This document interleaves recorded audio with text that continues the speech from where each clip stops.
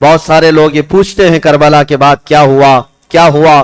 میرے عزیزو، امام حسین کی شہادت کے بعد اچانک یہ اہل بیت نبوت کے خیموں پر حملہ کیا کوفیوں نے، اور جتنی عورتیں تھیں ان کو باندی بنا دیا گیا، قیدی بنایا گیا، اور بیڑیاں ڈال کر امام زین العابدین کو بھی اور خاندان نبوت کی عورتوں کو بھی لے جایا گیا. اور یہاں سے یہ قافلہ امام حسین کے سر کے ساتھ گیا تھا.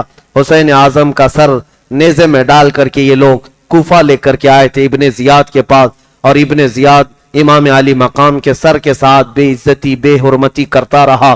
اور پھر یہ قافلہ لٹا ہوا قافلہ اہل بیت کا دمشق گیا تھا، ملک شام یزید کے دربار میں پہنچایا گیا تھا.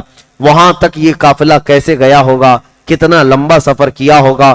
لیکن میرے عزیزو، حقیقی بات تو یہ ہے کہ ہم صرف اتنا کہنا چاہیں گے، سچ کہا ہے شاعر نے، چن کر کہا ہے، اسلام زندہ ہوتا ہے ہر کربلا کے بعد.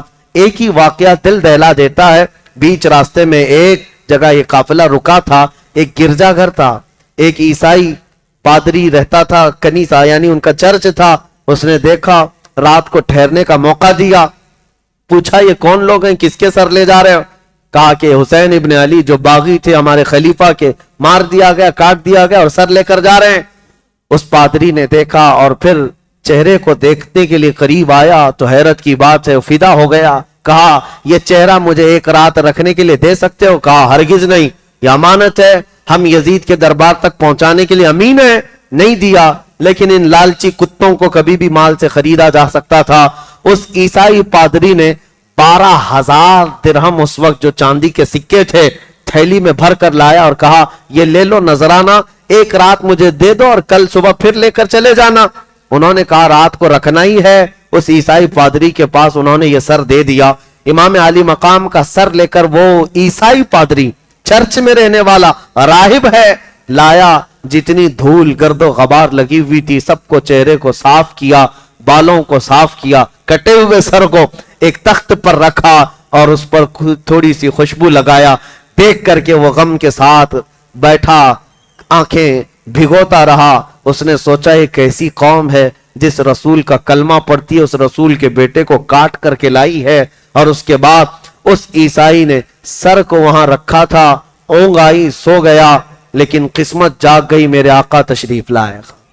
خواب میں رسول کرم صلی اللہ علیہ وسلم تشریف لائے اور کہا میرے بچے کے چہرے سے تو نے دھول صاف کی، تیرے دل سے کفر و شرک کو میں صاف کرتا ہوں.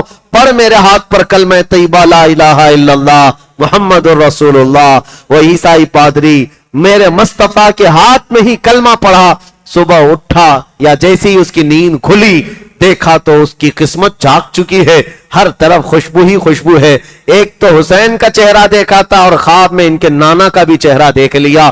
قسمت کیسی جاگی ہے، اسی کو میں ایک جھلک آپ کے سامنے رکھا، ایک ہی مثال رکھا. صبح تو اس نے سر واپس کر دیا، لیکن یہی تو ہم کہتے ہیں اے ظالموں، تم ہزاروں کی تعداد میں ہو کر اسلام کو اس طرح نہیں پھیلا سکے جس طرح کٹا ہوا سر بھی گرجا گھر میں جا کر ایمان پھیلا رہا ہے، اسلام کی دولت سے روشناس کر رہا ہے. اسی کو شاعر نے کہا تھا کٹ جانا قتل ہو جانا اس سے فیصلہ نہیں ہوتا کہ کون جیتا کون ہارا، حقیقت تو بعد کے حالات بتاتے ہیں. کٹا ہوا سر بھی ابھی لوگوں میں تبلیغ کر رہا ہے، کٹا ہوا سر اب بھی لوگوں کو اسلام کی طرف بلا رہا ہے.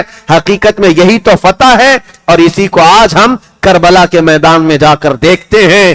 آج پوچھنا کسی سے دمشق میں جا کر، ملک شام کا یہ کیپٹل سٹی ہے، راجدھانی ہے دمشق، جا کر پوچھنا یہاں کبھی یزید کا دربار لگتا تھا، یہاں خلافت ہاؤس ہوا کرتا تھا، یہاں بڑی عمارت تھی، وہ کہاں ہے؟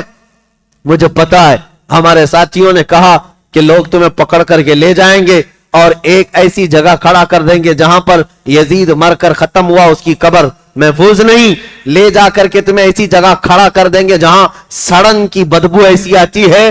دمشق والے اپنا پورا گاربیج، اپنا کچرا جہاں لا کر ڈم کرتے ہیں، پھینکتے ہیں، جہاں کتے آج بھی پیشاب کرتے ہوں گے، اس جگہ پر یزید کے متعلق لوگ بتاتے ہیں یہاں ختم ہو گیا، یہاں اس کا دربار ختم ہوا. اور میرے عزیزو اگر قسمت ساتھ دے تو ایک بار عراق کے شہر اس کربلا کے میدان میں بھی جانا, وہاں جا کر کے پوچھنا, سنا ہے یہاں ایک میدان تھا اور یہاں پر کوئی گھر نہیں تھا, یہاں پر کوئی پانی کا کوئی انتظام نہیں تھا, اور رسول اللہ کے شہزادے کٹ کٹ کر کے گرے تھے, اس میدان میں ان کے ٹکڑے اڑائے گئے تھے. لوگ تم پر ہنسیں گے اور کہیں گے یہاں اب نہ میدان ہے, نہ بے آب و گیاہ کوئی میدان ہے, صحرا ہے, بلکہ کربلا کا میدان تو ایسی گھنی آبادی میں تبدیل ہے کہ اس آبادی کے بیچوں بیچ ایک عظیم قلعہ نظر آتا ہے جس کا گنبد سونے سے قلعی کیا ہوا, گنبد کے اوپر لال جھنڈا لہراتا ہوا لوگ لے جا کر کھڑا کر دیں گے اور کہیں گے جس کو تو کہہ رہا تھا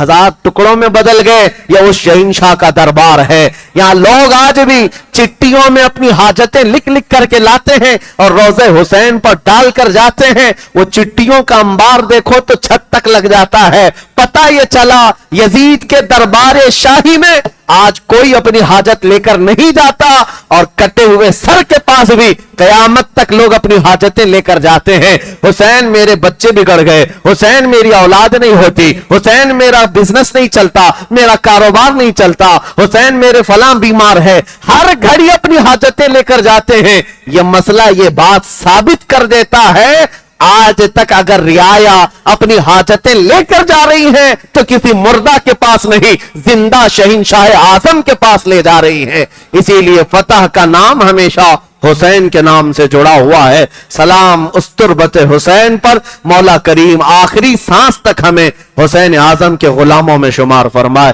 میرے عزیزوں قسم دیتا ہوں تمہیں رب ذوالجلال کی, اور واسطہ دیتا ہوں میرے مصطفیٰ کا, اور واسطہ دیتا ہوں شہیدان کربلا کا, زندگی میں چاہے کوئی کروڑوں کی دولت لے کر کے آئے اور ایک طرف حسین اعظم کی قربانیاں, تو تم اس دولت کو ٹھوکر مار دینا اور کہنا میرے جسم کے چھیترے اڑ جائیں لیکن میں حسین کا مشن چھوڑ کر تیری دولت کا کتا نہیں بن سکتا. اس عہد پر آج قائم رہو.